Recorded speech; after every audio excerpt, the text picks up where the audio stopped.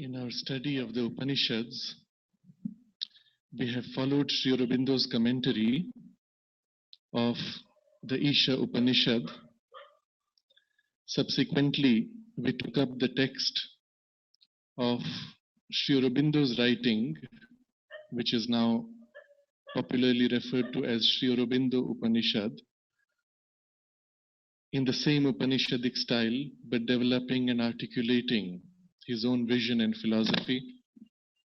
Subsequently, we took up Sri Aurobindo's commentary of the Brihad Aranyaka Upanishad. And now, today we begin Sri Aurobindo's commentary on the Kena.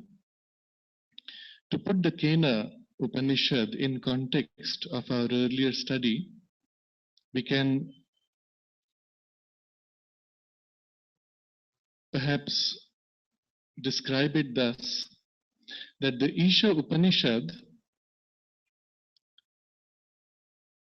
presents before us a grand vision of the cosmos with a synthetic viewpoint, harmonizing the great extremes, the great contradictions, the extreme poles of cosmic being and cosmic experience.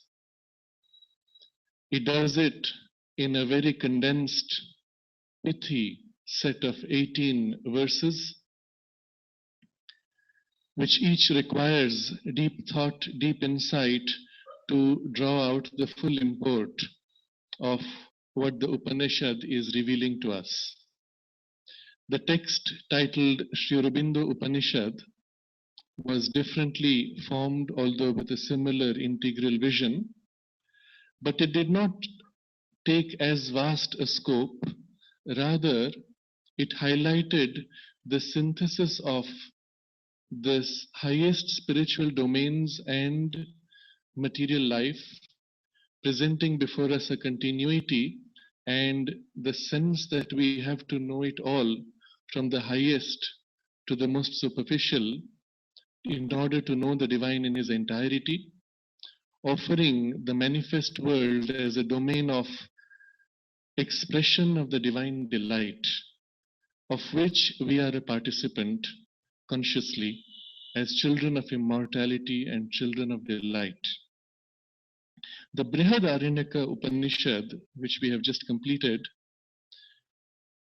looks at the creative power of the cosmos by which the unmanifest surges out to manifest himself as the whole universe, and the stations that that manifesting power and energy takes up as it forms, as it creates form out of what was earlier as if a nothingness. It is more profound than the others because in simply two larger long verses, it has to present this grand vision. We did not follow through with the rest of the verses, which then go deeper into specifics. The text of the Kena Upanishad is of 4 parts, consisting in all of 34 verses. It allows for much more elaboration, much more freedom in expression.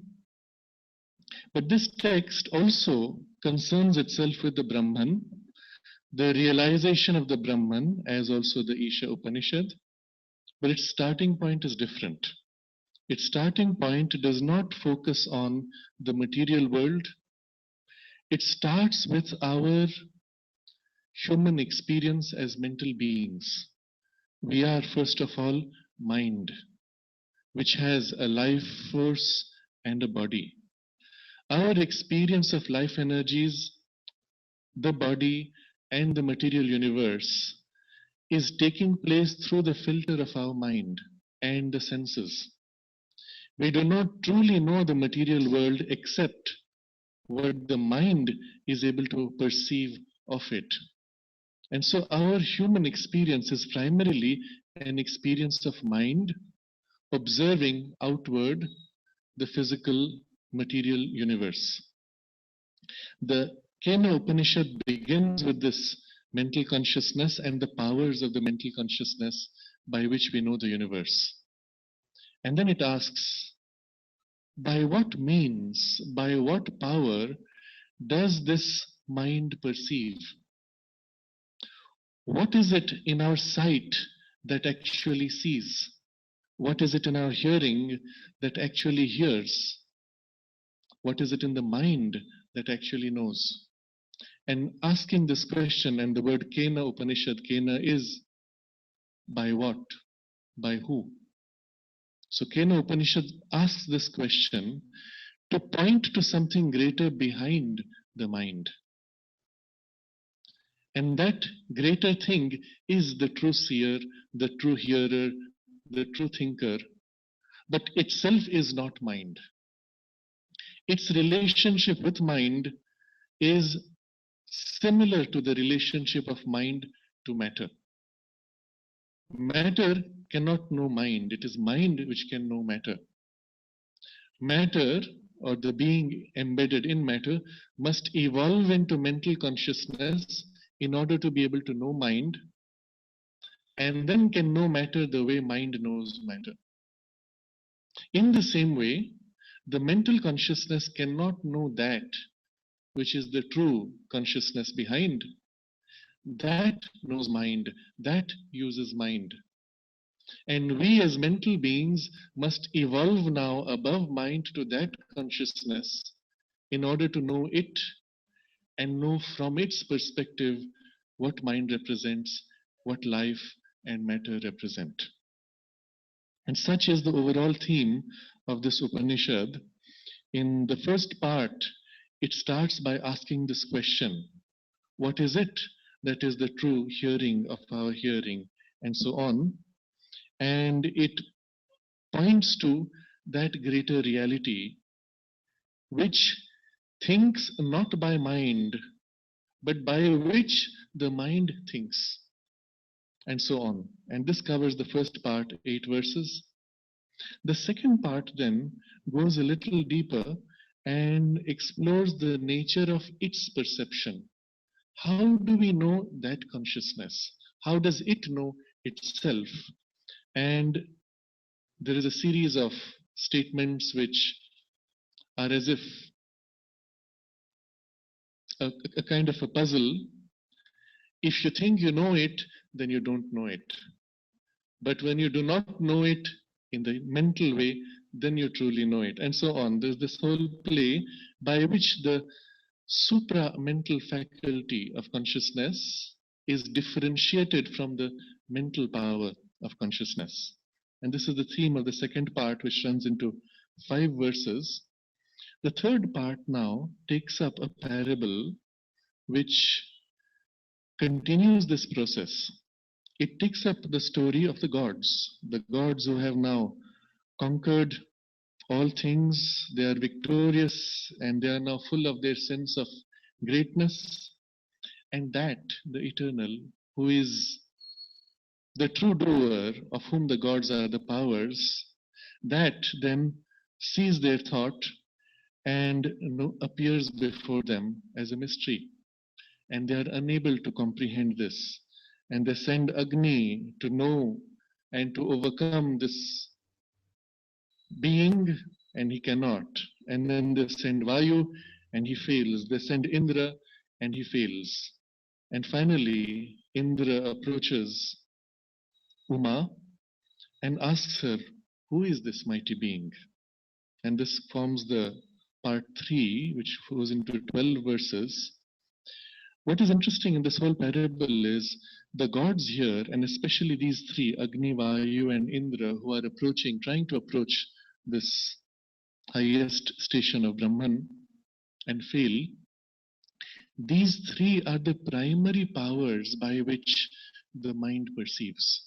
And the role of the gods, the deities, or the cosmic powers of consciousness, which are the higher functionaries by which the mind operates, their role is elaborated through this parable. And it's a fascinating exploration. Sri Aurobindo goes deep into the principle behind the images, what these images point to. And it's a fascinating passage in which you will discover the secrets of all the subtler powers of mental consciousness and how they are to be uh, recovered and developed. And finally, in the fourth part, there is the elaboration of who this eternal is, how he is to be realized, and how we must seek after that as the delight.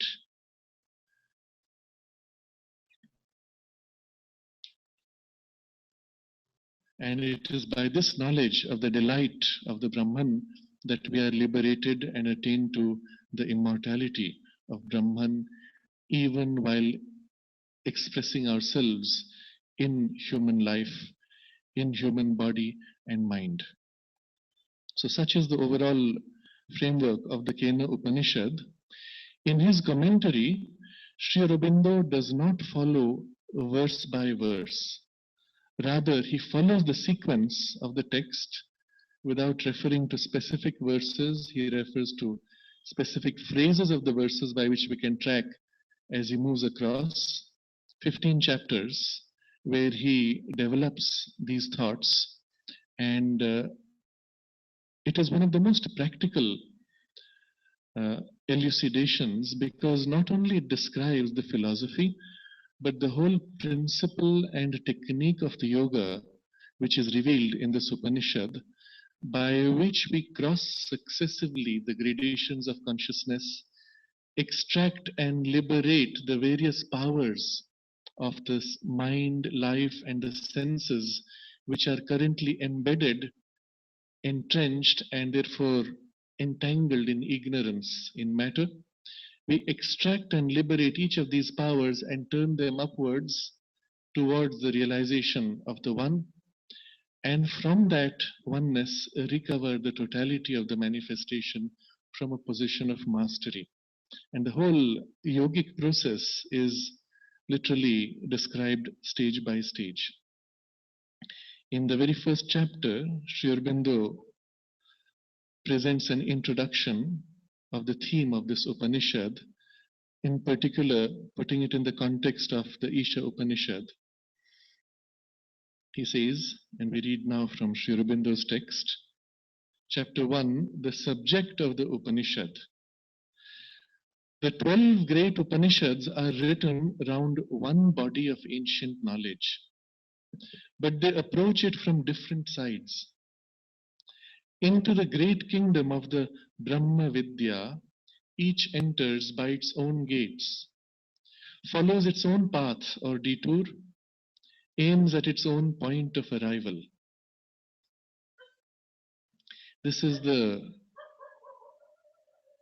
large vision in which we see the 12 great Upanishads. As you know, the Upanishads are broadly described as 12 major Upanishad, but the totality of the Upanishads is 108, representing the full body of the knowledge of these. And there is a traditional sequence of their uh, revelation, which is described with the Isha Upanishad first, the Kena second. It's as if the first prepares for the second elaborates and takes us deeper into the realization of the first, and there is a natural unfolding sequence. But these 12 great Upanishads, because each is a vision, a darshana, an experience of approaching the Brahman, each approaches the experience with a different aspect and a different priority. The Isha, as we saw, tries to encompass the totality of the Brahman from its highest transcendent poise to its most material, objectivized self expression, and seeks to unite the two, always the multiple extremes of the poles. The Kena, we saw, goes from mind to the supermind, and so on. Each has its own priorities and variations of starting point. But in the totality there is a comprehensiveness, a completeness of the whole experience. There is a station of consciousness at the center of Brahma Vidya from which we can see all of these Upanishads as expressing only facets. And it is this which he is pointing to us. And then he highlights the distinctions between the Isha Upanishad and the Kena. The Isha Upanishad and the Kena are both concerned with the same grand problem, the winning of the state of immortality, the relations of the divine, all ruling, all possessing Brahman to the world and to the human consciousness, the means of passing out from our present state of divided self, ignorance, and suffering into the unity, the truth, the divine beatitude. So, in these three aspects, the Isha and the Kena are common, have a common objective.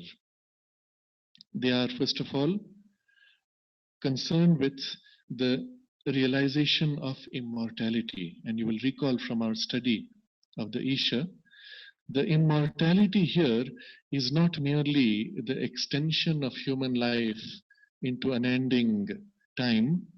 Rather, immortality here represents the consciousness of immortality, that is the Satchit Ananda, the consciousness which is not a divided, fragmented, and therefore limited or ignorant consciousness. It is a consciousness of indivisible oneness, unity, and all inclusive. But that Satchit Ananda, therefore, because it is undivided and therefore not ignorant, not limited, is known by its characteristic of immortality.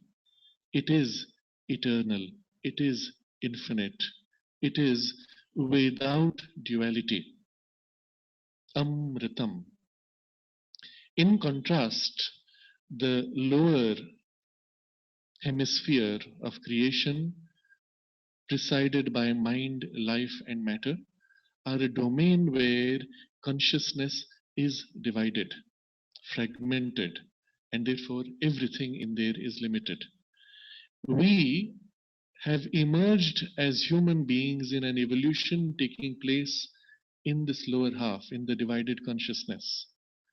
But as souls, as conscious beings, we have originated from the domain of the Satchidananda, from the immortality. We are, the Veda exclaims, children of immortality, Amritasya Putraha. And therefore, it is our birthright to recover that immortality. We have entered the domain of mortality in order to not only experience the mortality, but from the experience of mortality to recover our home, our immortality, and manifest that in the domain of mortality. Bridge the two halves of the cosmos.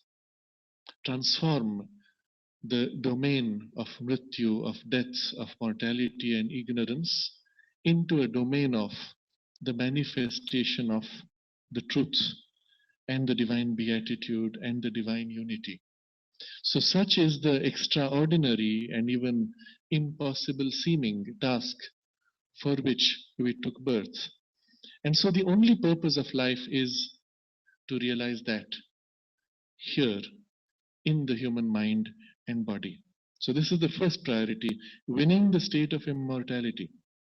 But to be able to fully appreciate what that means, we must understand the relationship between the divine consciousness, all possessing Brahman above, and the world, and human consciousness in the world. And so this becomes the second aspect of their exploration. And then the third aspect is, what means do we have? Because after all, as human beings in a fragmented consciousness, there is nothing in our human experience which would give us the means of realizing that which does not belong to this domain, and we are formed of this domain.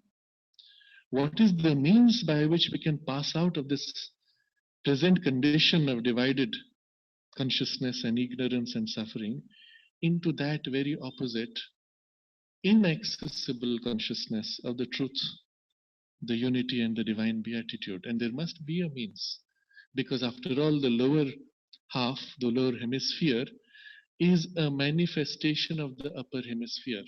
There is something which links the two, but the link is lost. It is hidden, it is concealed behind appearances. And therefore, there must be a means. And thus, both the Upanishads focus on the means. You will recall in the Isha Upanishad, the means were particularly described in the last few verses, where the where we were asked to remember that which was done. Remember, O soul, remember. And then the means of a one-pointed aspiration of Agni, the deliberate removal of the crooked path, the way, the fragmented way, and then the conscious self-surrender to the divine. And that was in the last few verses of the Isha Upanishad. The Kena, though, follows a very different path, as we will see. Then he continues, as the Isha closes with the aspiration towards the supreme felicity, so the Kena closes with the definition of Brahman as the delight, and the injunction to worship and seek after that as the delight. Nevertheless, there is a variation in the starting point, even in the standpoint, a certain sensible divergence in the attitude. So, what the Kena does is, it starts with the very means that we have of perception. How do we know the world? We see it, we hear it. Through the five senses, we reach out. And then through the five organs of action, we act upon the world. But in the yogic philosophy, there is a sixth sense, which is mind, a sixth sense of perception, and it is through mind that the five senses operate. There is a sixth sense of action. It is through mind that the five means of action are executed. And it is in this mind that both perception and action unify. But the mind has the ability to perceive directly, bypassing the physical senses, to act directly, bypassing the physical organs. And thus, the mind has the capacity even of turning its perception upwards to that which is beyond mind. Except that the powers of perception are themselves powers of that working in mind, and therefore they fail. And yet there is a starting point, and that's what the whole parable is about. There's a starting point, an attempt to reach to something beyond, but the means are not sufficient because the means are themselves powers of that. So there's a point beyond which these means fail, and then there is a transition, a breakthrough by something else. We realize that the very power behind all these faculties is that, and that power is then separated from the working of the faculties, and that power itself reveals the source. It knows itself. So that's the path that the Kena Upanishad takes us to, and you will see how this can be practically applied in so many different ways as we go along. Sri Aurobindo continues in the next paragraph. For the precise subject of the two Upanishads is not identical. The Isha is concerned with the whole problem of the world and life and works and human destiny in their relation to the supreme truth of the Brahman. It embraces in its brief 18 verses most of the fundamental problems of life and scans them swiftly with the idea of the Supreme Self and its becomings, the Supreme Lord and his workings as the key that shall unlock all gates. So you will remember from our study that the Lord and his self-manifestation, his multiplicity, his becoming, is this link between the two is seen as the key. Similarly, how are works compatible with knowledge? It is because the divine himself is working out, the universe is his working out, and the bridge is made. And that's the approach of the Isha. The oneness of all existences is its dominant note. Its dominating note. The Kena Upanishad approaches a more restricted problem, starts with a more precise and narrow inquiry. It concerns itself only with the relation of mind consciousness to Brahman consciousness and does not stray outside the strict boundaries of its subject. So it's a very narrow focus, mind to Brahman. But of course, within that, all the richness of the links and the connections is explored. The material world and the physical life are taken for granted, they are hardly mentioned. But the material world and the physical life exist for us only by virtue of our internal self and our internal life. According as our mental instruments represent to us the external world, according as our life force, in obedience to the mind, deals with its impacts and objects, so will be our outward life and existence. So, this is a very convenient starting point. We don't have to worry too much about our experience of life, our experience of the world, because finally, our experience of life and world are determined on the consciousness with which we approach life and world. When the mind is clouded, our experience of life and world is clouded. When the mind is clear, our experience becomes clear. When the mind is rational, our life becomes rational. When the mind is intuitive, our perception of the world becomes intuitive.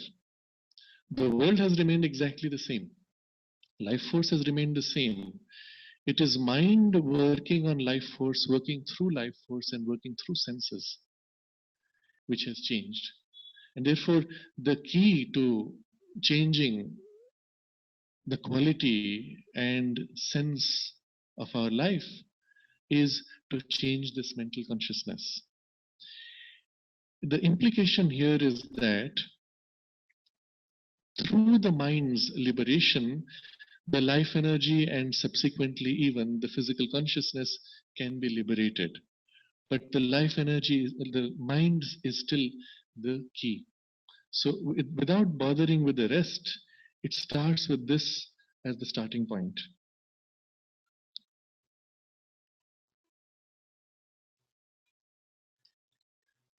The world is for us not fundamentally but practically at any rate what our mind and senses declare it to be. Life is what our mentality, or at least our half mentalized vital being, determines that it shall become.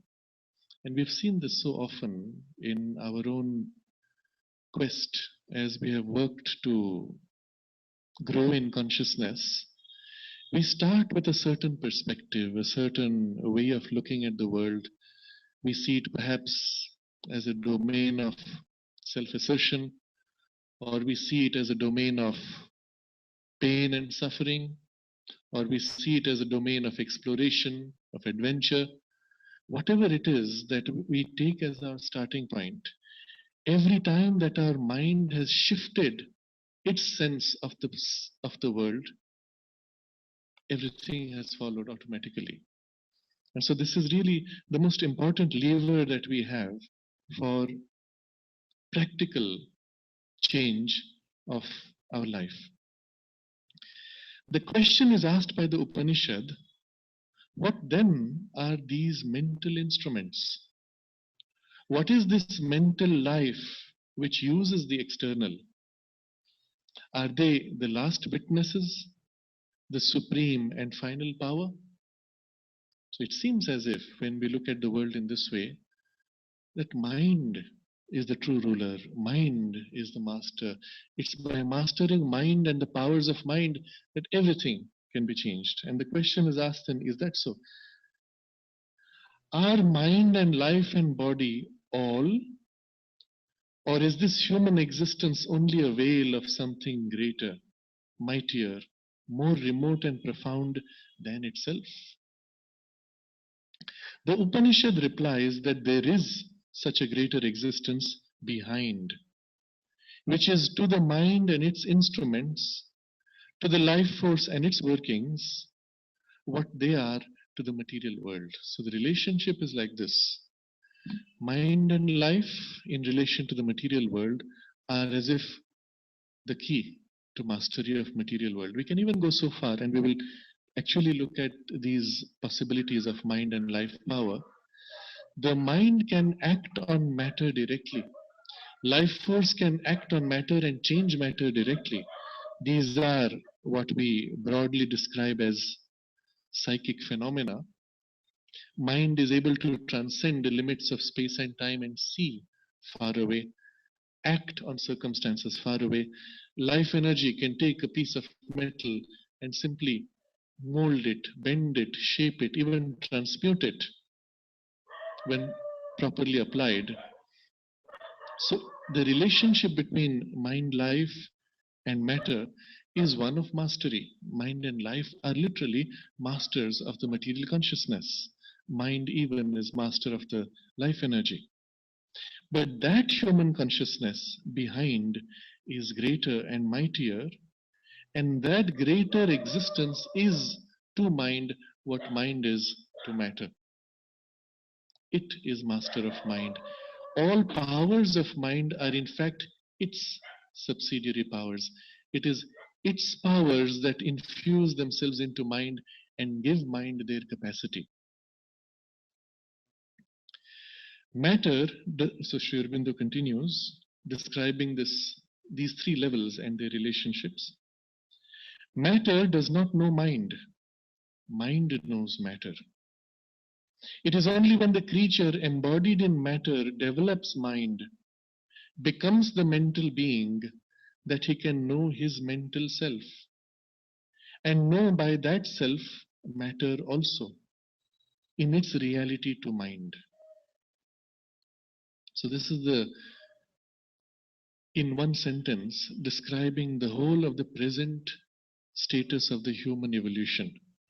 We started as these material creatures, evolving gradually into mind and gradations of mind, until we came to this power of the intellectual mind which can know.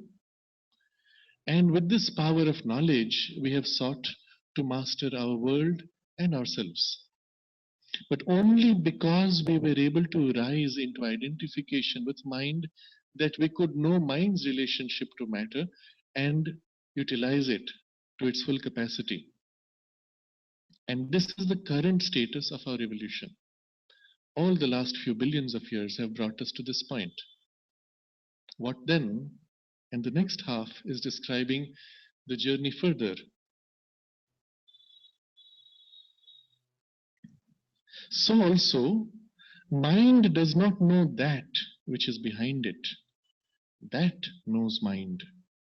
And it is only when the being involved in mind can deliver out of its appearances his true self, and he can become that.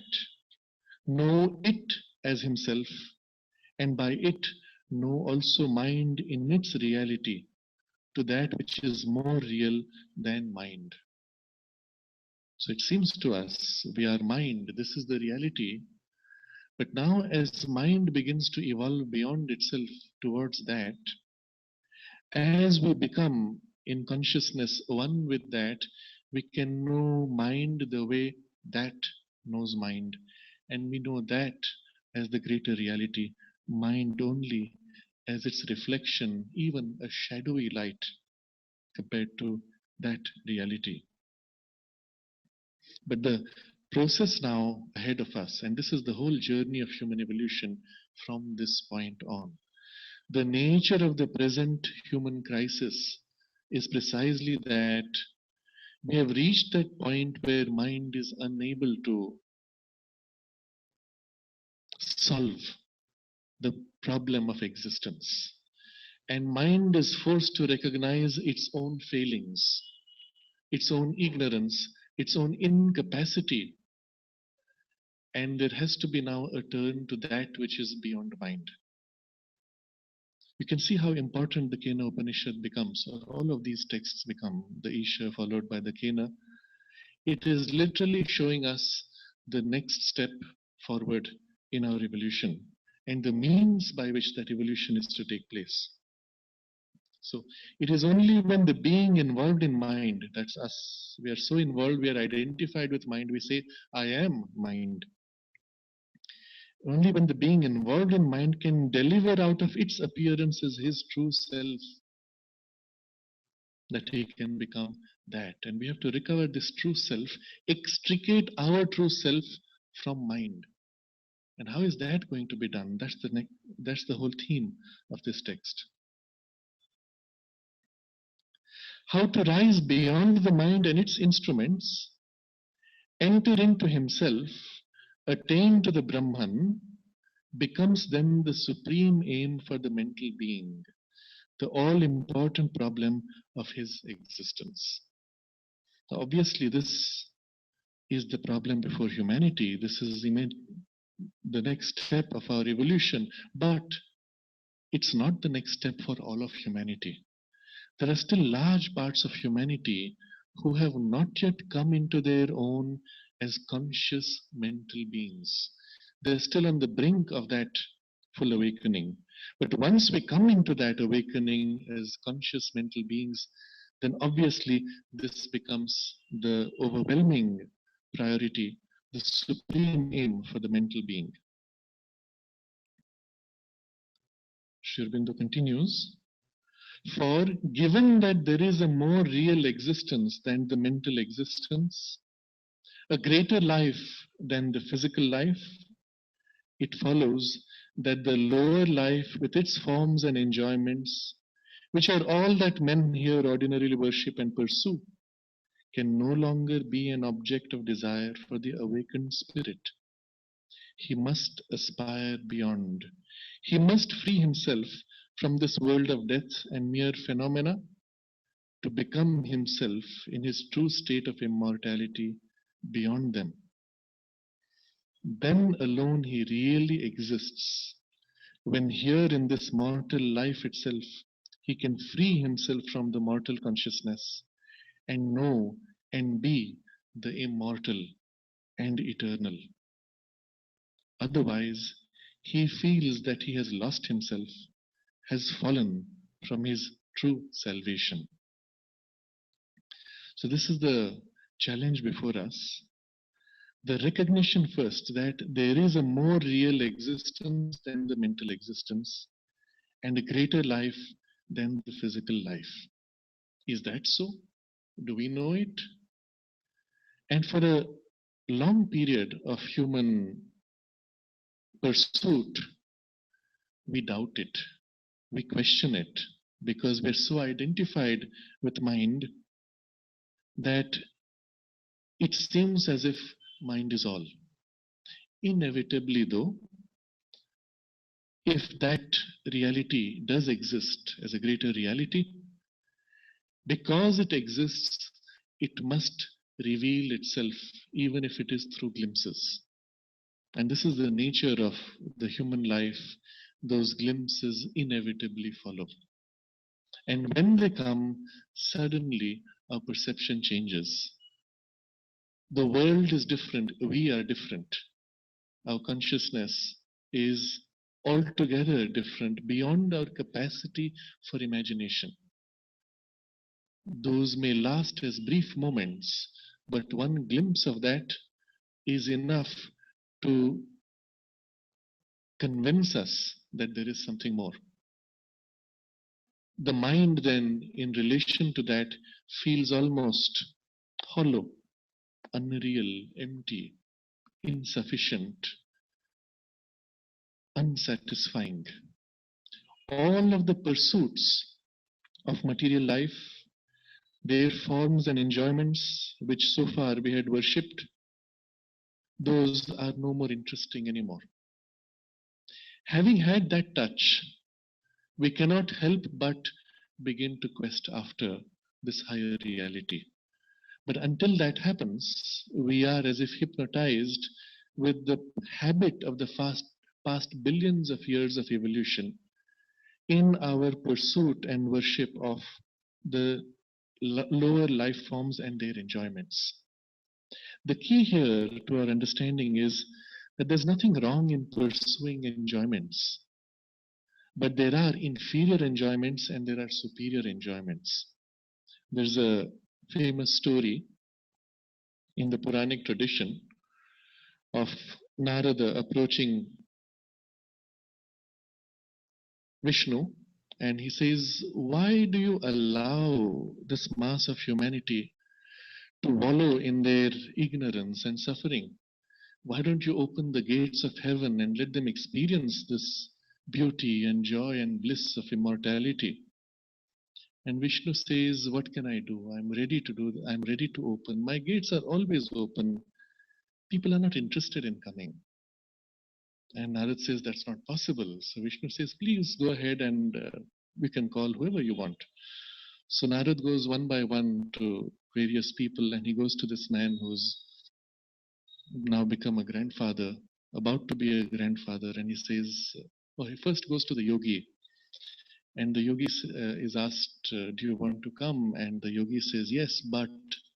And then he points out to a few things that he must complete before he can come. Then he goes to this householder.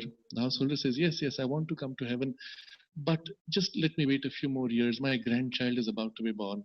I want to enjoy my time with my grandchild. And so on. Finally, he gives up on humanity and goes to the pig wallowing in the gutters and tells the pig, do you want to come to heaven? And the pig says, yes, surely. But just a moment, do you have gutters in heaven? And if they are not there, then I'm not interested. And what you see in the story is that everywhere, at all levels of evolution, the different beings are so enamored of their immediate experiences that they're afraid to let go for something which is not yet known to them. But if you observe, the nature of this entanglement is precisely through the senses, through the life energies, through the mind. And if somehow these senses could be turned to perceive that reality, if this mind could know that, if the life energy could experience that, then we would experience that, and in relation to that, the lower values would suddenly be not so interesting. The human being, having grown out of animal life, finds it not so interesting to spend all of your day struggling to eat food. That's what most animals do. Observe the birds and animals, they're always foraging, always looking to eat. And that's the priority, the most important thing. And the human being says, well, I need to set aside the time for eating, reduce it to the bare minimum so that I can now read, study, grow in knowledge, experience all these things. There's a higher gradation of enjoyment that comes with the development of the mind and even with the higher and higher gradations of mind. So it is with the higher grades of consciousness. Yes, there is a life and forms of life and enjoyments appropriate to those levels of consciousness which are superior, against which the lower life with its forms and enjoyments are no more interesting and can no longer be an object of desire for the awakened spirit. He must aspire beyond. He must free himself from this world of death and mere phenomena to become himself in his true state of immortality beyond them. The problem is we are still half here, even when we have glimpsed there, we are mostly here entangled and we are unable to free ourselves and disengage. This is the most common problem when one begins the journey of yoga. As they say, the spirit is willing, but the flesh is weak. There are these higher parts in us which aspire for beautiful experiences. When those experiences come, those higher parts are full of them, and after a while, the lower parts tire. They pull us back, and there is a fading out of the experience, a relapse, we may call it a fall. But we need to rest in ignorance, recover ourselves from the effort of that higher exposure. And then there are all these parts which enjoy the glow of the higher but want to use them for fulfillment of their own lower drives, instincts, and habits of the last few billion years. And the part in us which is still one with the pig wants to wallow in the gutters. The part in us which is one with the tiger wants to chase, wants to conquer, wants to assert its greatness and grandeur, and so on. There are all these parts which are still in the human animal. And so there is a process of freeing ourselves from this condition in order to find our true state of immortality beyond them. But the beyond is not separate in some other beyond, it is to be realized here. So then alone he really exists. When here in this mortal life itself he can free himself from the mortal consciousness and know and be the immortal and eternal. Otherwise, he feels that he has lost himself. This is, of course, for the awakened spirit. Otherwise, he feels that he has lost himself, has fallen from his true salvation. So, what is the relationship of this higher consciousness with the lower? Is it something involving a transcendence? We pass out into something which is now disconnected, abandoning life and mind? So, he explains. But this Brahman consciousness is not represented by the Upanishad as something quite alien to the mental and physical world, aloof from it, and in no way active upon it or concerned with its activities. On the contrary, it is the Lord and ruler of all the world. The energies of the gods in the mortal consciousness are its energies. When they conquer and grow great, it is because Brahman has fought and won. This world, therefore, is an inferior action, a superficial representation of something infinitely greater, more perfect, more real than itself. This is the beauty of both the Isha and the Kena. They bridge the whole domain from the highest to the lowest. And here the bridging takes place in the Kena through the very powers by which the mind is able to know the world and act upon the world. Those powers are its powers, powers of that, of the Brahman, of the Lord.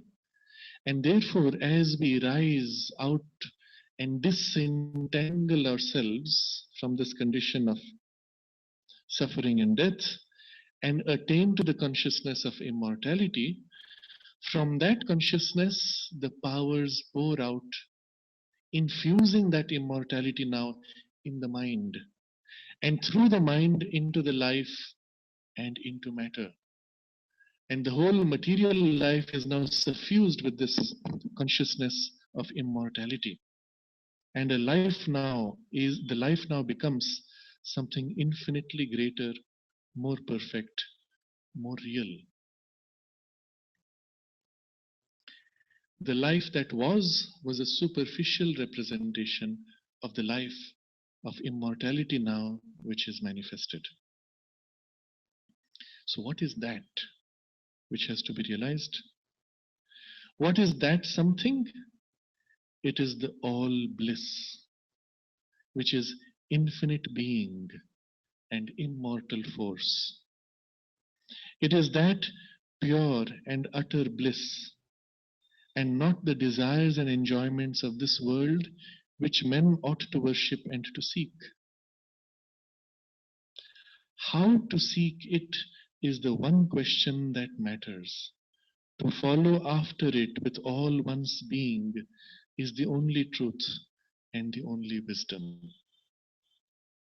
So it is this which Sri Aurobindo present as an introduction to the Kena Upanishad and the overall unfolding of the content of this Upanishad. That Brahman is known as the all bliss.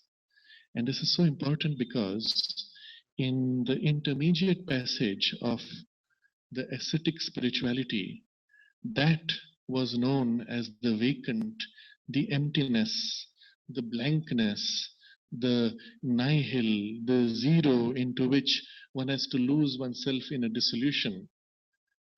And then one asks, is the whole purpose of this creation and this life and birth simply to be dissolved? And that seems such a poor, insufficient purpose. But the vision offered by the Kena Upanishad is that that consciousness of immortality is all bliss. And the all bliss here is an infinite possibility, an infinite consciousness, an infinite ocean of infinite waves of bliss, of which the universe is only a partial expression and a fragmented expression. The human life being a fragmented expression, the bliss from which the world originates is now here experienced as a fragmentation of dualities, pleasure and pain, happiness and sorrow, and so on. When that bliss is recovered in human consciousness, in human life, then we experience the whole world as the manifestation of the divine bliss. Every object, every form, every force, every experience is only a color of the waves of bliss. We ourselves are beings of bliss, manifesting the divine bliss through all activities of life. And so it is the all bliss which is the infinite being and immortal force. So what is manifested also is immortal force and infinite being and all bliss. And you can now contrast that pure and utter bliss with the desires and enjoyments of this world. And the best one can say of their relationship is that the desires and enjoyments of this world are a distorted, fragmented derivation or reflection of the all bliss. And it is in this sense that we can see the nature of human life. The image you will recall from our study of the Sri Aurobindo Upanishad, when the sun is reflected in the waters and the waters are turbid, the form of the oneness of bliss is fragmented. And the nature of the fragmentation is that you have a glimpse, a flash of something. Oh, this is a joy. And the moment you reach out to grasp it, it vanishes.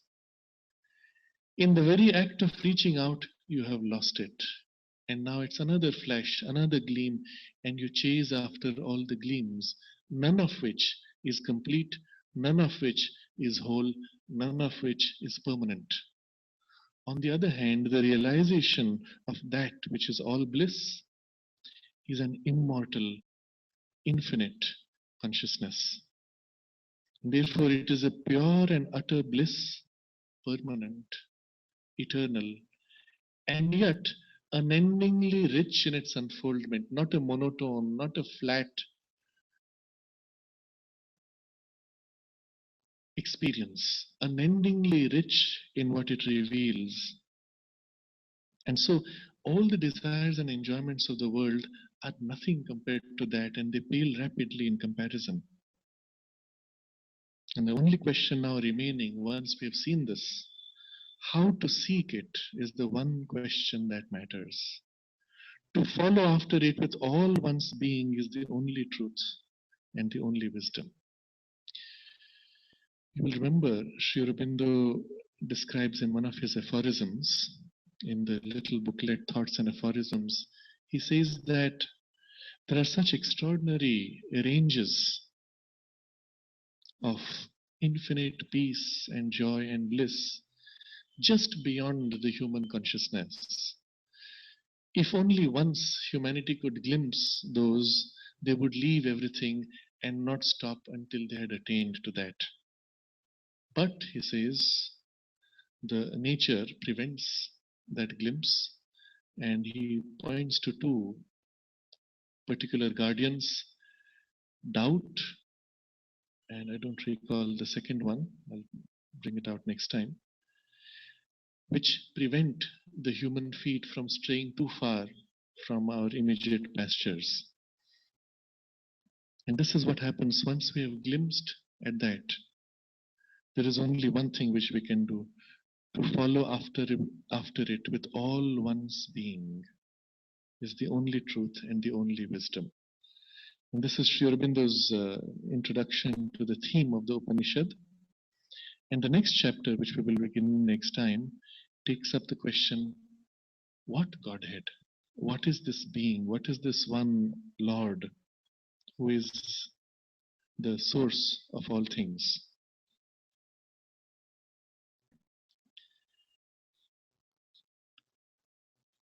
We can pause here and meditate on what we have read. And I will read his translation of the first verse just so that we have made our first entry into the text. The first verse goes thus: by whom missioned falls the mind shot to its mark? By whom yoked moves the first life breath forward on its paths? By whom impelled is this word that men speak? What God set eye and ear to their workings? The next verse: that which is hearing of our hearing, mind of our mind, speech of our speech, that too is life of our life breath and sight of our sight. The wise are released beyond, and they pass from this world and become immortal. And the next verse: there sight travels not, nor speech, nor the mind. We know it not, nor can distinguish how one should teach of it, for it is other than the known. It is there above the unknown. It is so we have heard from the men of old who declared that to our understanding. So you get a glimpse already how the Upanishad takes us to that and the nature of that. And we can meditate on this for a few minutes.